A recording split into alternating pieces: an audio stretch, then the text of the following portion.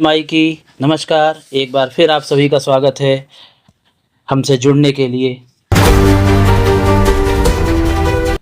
अगर आपसे कहा जाए कोई व्यक्ति सर्पदंश का शिकार हुआ है या किसी व्यक्ति को जहरीले किसी कीड़े या जानवर ने काटा है और आप देश दुनिया के किसी कोने पर बैठे हैं, आप एक देवी जी का नाम लीजिए, थोड़ी सी चुटकी भर मिट्टी उठाइए और उनके नाम का एक बंध लगा दीजिए।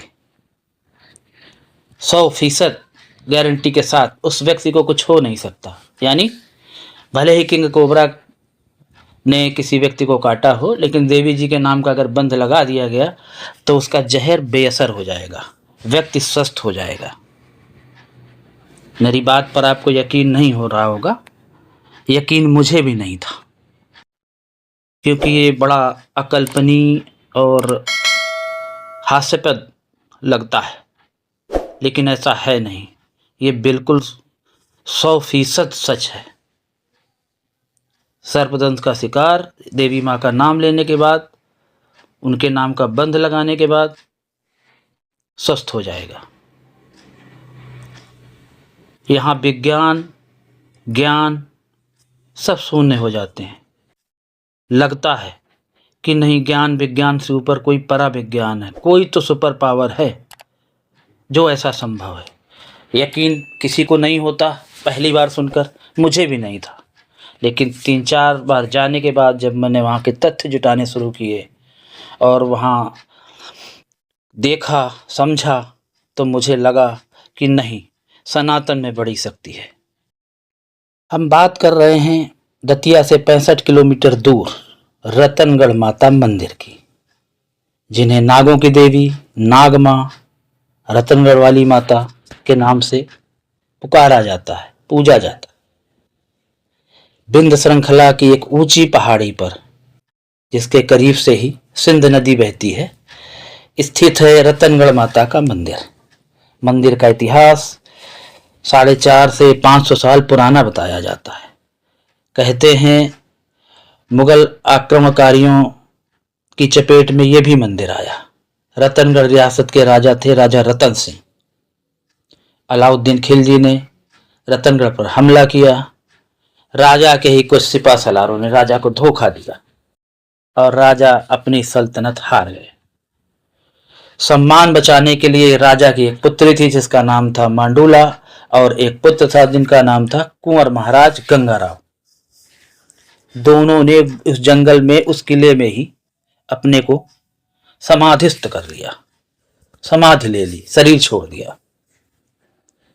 इसके बाद से लोग उन्हें पूजने लगे और वो मंदिर विख्यात हुआ रतनगढ़ माता मंदिर के नाम से। यकीन करिए, अगर किसी को सांप काटता है और आप बंध लगा लेते हैं तो आप बच जाते हैं, जीवन बच जाता है सर्पदंश के शिकार व्यक्ति का। लेकिन इसके बाद जब मौका आता है दिवाली का, तो दिवाली की भैया दूज में वहाँ 3 दिन का मेला लगता है। मेला भी ऐसा जो देश के किसी भी मंदिर में आने वाली भीड़ का रिकॉर्ड तोड़ देता है। माने पहुँचने 3 दिन में पहुँचने वाले भीड़ की जो गणना कई बार की गई, वो 25 लाख 30 लाख का आंकड़ा तोड़ देती है। और मेले की व्यवस्था मध्य प्रदेश सरकार करती है, स्थानीय लोग करते हैं। जब रोगी पहुंचता है भैया दूज में अपना बंध खुलवाने के लिए, तो जैसे ही वो सिंध नदी को पार करता है, ब्रिज के ऊपर से निकलता है, वैसे व्यक्ति के मुंह से झाग निकलने लगती है और व्यक्ति बेहोशी की हालत में आ जाता है। इसके लिए वहां पर प्रशासन द्वारा स्ट्रक्चर उपलब्ध कराए जाते हैं, स्थानीय लोग सेवा भाव के साथ लगते हैं, प्रशासनिक कर्मचारी लगते हैं जो उस व्यक्ति को स्ट्रक्चर से या स्थानीय लोग चारपाई के माध्यम से माँ की चौखट तक ले जाते हैं। माँ की चौखट पर पहुंचने के बाद व्यक्ति बिल्कुल स्वस्थ हो जाता है। कभी जाइए माँ रतनगढ़ मंदिर, दर्शन करिए। प्राकृतिक सौंदर्य से भरा जंगल में किले के निशान देख सकते हैं। किला तो नहीं है, लेकिन माँ का मंदिर और माँ के जो भाई हैं कुंवर महाराज, दोनों का लोग पूजन करते हैं, दर्शन करने पहुंचते हैं। एक बार रतनगढ़ जरूर जाइए और सनातन की शक्ति देखिए कि हमारे सनातन में कितनी शक्ति है और हमारे यहाँ कितनी मान्यताएं जो आज भी 100% सच की कसौटी पर खरी उतरती हैं। लेकिन सिक्के का दूसरा पहलू भी है। वक्त के साथ हम लोगों का बौद्धिक स्तर बढ़ा है, शोध हुए हैं, दवाएं आई हैं। तो व्यक्तिगत मेरी सलाह है, ईश्वर पर आस्था रखिए, माँ रतनगढ़ वाली माँ पर आस्था रखिए। किसी कोई अगर सर्पदंश का शिकार होता है तो माँ के नाम का बंध लगाएं, दिवाली के मेले में जाएं, माँ के दर्शन करें, भैया दूज के मेले में जाकर। लेकिन तत्काल जो जहर से बचने के या सर्पदंश से होने वाली मौत के लिए उपचार जो डॉक्टरों द्वारा सजेस्ट किया जाता है, चिकित्सक जो सलाह देते हैं, उसे अवश्य अपनाएं। ये भूल कतई ना करें।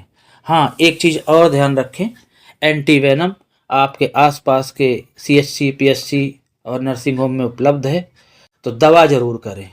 दवा के साथ दुआ काम आती है। जय माई की तो चिंता कहेगी।